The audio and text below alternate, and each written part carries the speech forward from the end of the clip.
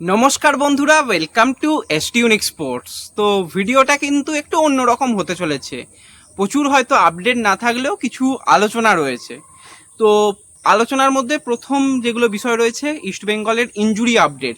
কারণ ইনজুরি প্রচণ্ড পরিমাণে দলকে ভোগাচ্ছে, তোমরা জানো। তো সেই নিয়ে অনেকেই চিন্তিত রয়েছে। তো সেই নিয়ে কি আপডেট রয়েছে সেগুলো শেয়ার করব।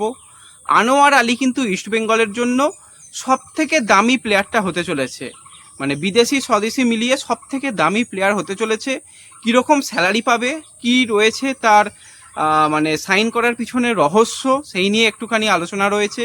তো ইন্টারেস্টিং একটা ভিডিও হবে, তাই শুরু থেকে শেষ পর্যন্ত দেখো। আর ভিডিও ভালো লাগলে সকলে একটু করে লাইক করে দিও। লাইক করা তো একদম ফ্রি, তো লাইক কিন্তু করে দিতে পারো।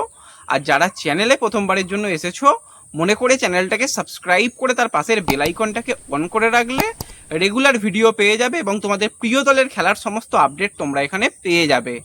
তো চলো আর দেরি না করে ভিডিও শুরু করা যাক। তো প্রথমেই যদি আমরা কথা বলি, ইস্টবেঙ্গলের কালকে একটা খেলা রয়েছে, সিএফএল এর একটা খেলা রয়েছে, খুব সম্ভবত ভবানীপুরের সঙ্গে ম্যাচ রয়েছে। তো সেই ম্যাচটা দেখতে যাও, সেখানে কিন্তু কিছু সারপ্রাইজ তোমরা দেখতে পেতে পারো। আর আজকে রাত 10টায় আনোয়ার আলী সে কিন্তু কলকাতা বিমানবন্দরে চলে আসছে। আনোয়ার আলীর সঙ্গে সঙ্গে রঞ্জিত বাজাজ সেও কিন্তু আসছে এবং তাকে নিয়েই আসছে।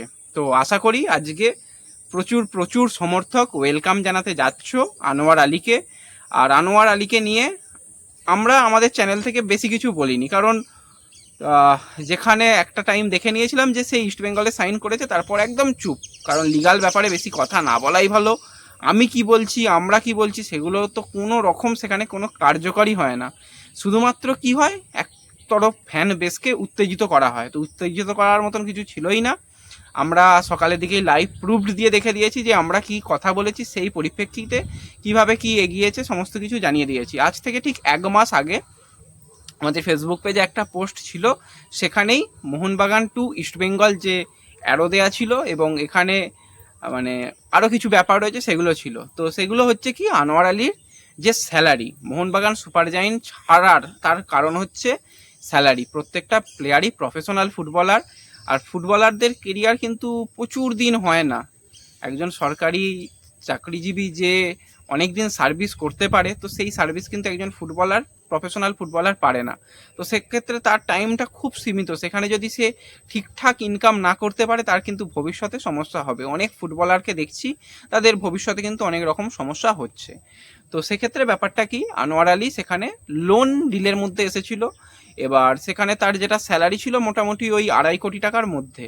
ইস্টবেঙ্গল যে তাকে স্যালারি অফার করেছে, সেই স্যালারি ফিরিয়ে দেওয়ার মতন মানে কোনো ব্যাপারই নেই। আনোয়ার আলী সে চাইছিল যে স্যালারি তার কিছুটা বাড়ানো হোক, তাহলে সে মোহনবাগানেই থাকবে, সে কোথাও যাবে না। সে সেটাই ম্যানেজমেন্টকে জানিয়েছিল, কিন্তু রীতিমতন তার একটা কন্ট্রাক্ট ছিল বলেই তার কোনো রকম আর টাকা পয়সা বাড়ানো হবে না এরকমই জানানো হয়েছিল। আর অনেক কিছু ভিতরের ব্যাপার থাকে সেখানে, মানে ড্রেসিং রুমের পরিস্থিতি খারাপ হতে পারে।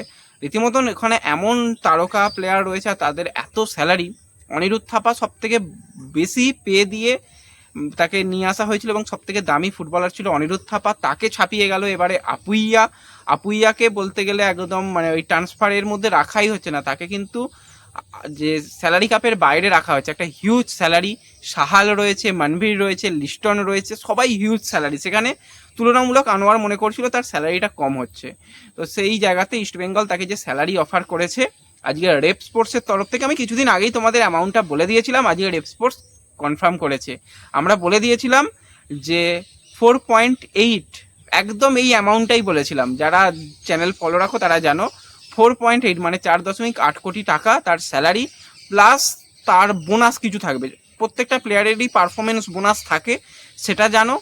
প্লাস কিন্তু আরও কিছু ফেসিলিটি থাকবে। তো মোটামুটি দেখতে গেলে তার যেটা অ্যামাউন্ট পার ইয়ার 5 কোটি প্লাস কিন্তু অ্যামাউন্ট পাচ্ছে। কোথায় 2-2.5 কোটি আর সেখানে 5 কোটি, মানে তার একটা কেরিয়ারের জন্য এটা খুব ভালো পদক্ষেপ। আর তার যেহেতু এটাই রোজগারের জায়গা, তো সেক্ষেত্রে আনোয়ার ওই কারণেই এই সিদ্ধান্ত নিল। তার আজকে জয়েন করাটা শুধুমাত্র সময়ের ব্যাপার, শুধুমাত্র আর কয়েকটা ঘন্টার ব্যাপার, তারপরে সমর্থকরা তাকে বরণ করে নেবে। এবং কালকে যেটা বললাম মাঠে যাওয়ার একটাই কারণ, কালকে মেডিকেল হয়ে যাওয়ার পর কিন্তু আনোয়ারকেও মাঠের মধ্যে নিয়ে আসা হবে, ঠিক যেরকম জিকসানকে করা হয়েছিল, এমনকি তার থেকেও ভালো কিছু হতে পারে। তো কালকে যদি সময় থাকে তাহলে কিন্তু একটু মাঠে যাও, তাহলে আরও ভালো লাগবে। এটাই হচ্ছে ব্যাপার। আরও অনেক কিছু ব্যাপার রয়েছে, ঠিক আছে, একদম অফিসিয়াল প্রেস রিলিজ এলে জানিয়ে দেবো। তার মধ্যে আমার একটুখানি খারাপ লাগা, আমার কেন প্রত্যেকটা ফুটবল ফ্যানেদেরই একটুখানি খারাপ লাগার জায়গা ছিল, আনোয়ার আলীর একটা বিকৃত মুখ করা হয়েছিল। তো আমি কোনোদিনই খারাপ মন্তব্য করি না, সেদিন আমি ফেসবুক পেজে একটু খারাপ মন্তব্য করে ফেলেছিলাম যে কখন একটা ক্লাব থেকে কখন সেটা ট্রোল পেজ হয়ে যাবে ধরতে পারবে না, মানে ওই জিনিসটা খুব খারাপ হয়েছিল করা। তার পরবর্তী সময় তারা ডিলিট করে। তারপর অনেক এক তেরা এক মেরা, মানে আনোয়ার আলীকে নাকি ঠকিয়েছে রঞ্জিত বাজাজ, সেরকম কোনো জায়গা থেকে বলা হয়েছিল, যদিও তাদের বিরুদ্ধে এখন লিগাল স্টেপ বাজাজ নিয়েছে। তো সেক্ষেত্রে সেগুলো নিয়েও আমি কিছু বলছি না। তো এইগুলো একটুখানি অ্যাডমিনের বুঝে শুনে মনে হয় কাজগুলো করলেই ভালো হতো। তো যাই হোক, ওসব বাদ রাখো। আনোয়ার আলী ইস্টবেঙ্গলের ইতিহাসে সবথেকে দামি ফুটবলার হতে চলেছে, এটা কিন্তু একদম আজকে জলের মতন পরিষ্কার। এবং ভারতীয় ফুটবলারদের মধ্যে সবথেকে বেশি অ্যামাউন্ট পাচ্ছে আনোয়ার আলী। এমনকি ইস্টবেঙ্গলের এই বছরে দল গঠন যেখানে হয়েছে, জিকসান, তারও একটা ভালো স্যালারি, তাকেও ছাপিয়ে গেছে বিদেশি প্লেয়ার ডিমি, মাধিতালাল, সাউল ক্রেসপো, সবার থেকে কিন্তু বেশি স্যালারি পাবে আনোয়ার আলী। তো অবশ্যই আনোয়ার আলীকে দরকার। এবং সব থেকে দরকার 14 তারিখের ম্যাচে। 14 তারিখের ম্যাচে অনেক জায়গা থেকে বলা হচ্ছে যে তাকে খেলানো যাবে না। রেপ স্পোর্টস তারা কিন্তু প্রচুর বিশ্বাসযোগ্য, তাদের তরফ থেকেও যেটা বলা হয়েছে। আমি কালকে রাতে শটে যেটা বলেছি যে প্ল্যানিং রয়েছে এএফসিতে খেলানো, কারণ হেক্টরকে এসেই হেক্টরকে নামতে হতে পারে। তো সেক্ষেত্রে আনোয়ার একজন ইন্ডিয়ান প্লেয়ার, এবং হিজাজি, আনোয়ার, লাল খেললে ডিফেন্স অনেক ভালো শক্তিশালী থাকবে 14 তারিখের জন্য। 18 তারিখে তো হেক্টরও চলে আসছে, আনোয়ারেরও অ্যাভেলেবেল থাকছে। তো ডার্বি ম্যাচ তো খুব ভালো ম্যাচ হবে, সেটা নিয়ে পরে ভাবা যাবে। কিন্তু 14 তারিখের জন্যই এত দ্রুত সমস্ত কিছু করা হচ্ছে। তো তারপরে 22-23 তারিখে আবার যা হবে দেখা যাবে, সেই নিয়ে চাপ নেই। আজকে আনোয়ার আসছে, 14 তারিখে আনোয়ার খেলবে, এটাই মোটামুটি ধরে নিতে পারো। আর এরপর পরপর দলের ফরমেশন, প্লেয়িং স্টাইল সমস্ত কিছু নিয়ে আলোচনা থাকবে। তো ঠিক আছে, আনোয়ার গেল। পরের আমরা আপডেটগুলো যদি চলে আসি ইস্টবেঙ্গলের বিদেশি প্লেয়ারদের নিয়ে। আমি সকালে আজকে বলছিলাম যে দলের কি পরিস্থিতি, ভিতরে কি পরিস্থিতি, অত বাইরে না আনাই ভালো। সব ঠিক আছে।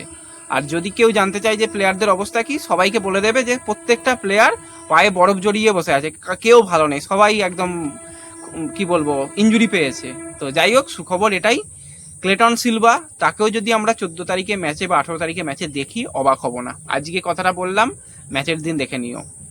ডিমি এবং জিকসান সিং তারা প্র্যাকটিস করেনি, তাদের একটুখানি রেস্ট দেওয়া হয়েছিল। আমি ডিমির ইঞ্জুরি নিয়ে আমি সত্যি কোনো আজও জানি না কি ইঞ্জুরি রয়েছে ডিমির।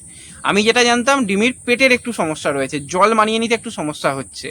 তো ডিমি, সেও কিন্তু আজকে প্র্যাকটিসে এসেছে। মাধিতালাল, নন্দকুমার, তারাও তো প্র্যাকটিস করছে, অসুবিধা নেই। জিকসানও প্র্যাকটিসে এসেছে। দলের কোনো রকম ইঞ্জুরি সমস্যা আছে বলে শুনিনি। তো এই নিয়ে নিশ্চিন্তে থাকতে পারো। আর টিকিটের ব্যাপার, টিকিট যারা যারা পাচ্ছ, যেভাবে পাচ্ছ, অফিসিয়ালের দিকে তাকাও। আমি টিকিট নিয়ে কিচ্ছু জানি না, আমাকেও কি একটা যদি কেউ টিকিট দিয়ে সাহায্য করো, আমি খুবই উপকৃত হব, তাকে পে করে দেবো, অসুবিধা নেই, টিকিটের প্রাইস। কিন্তু ওভার পে আমি করতে পারবো না।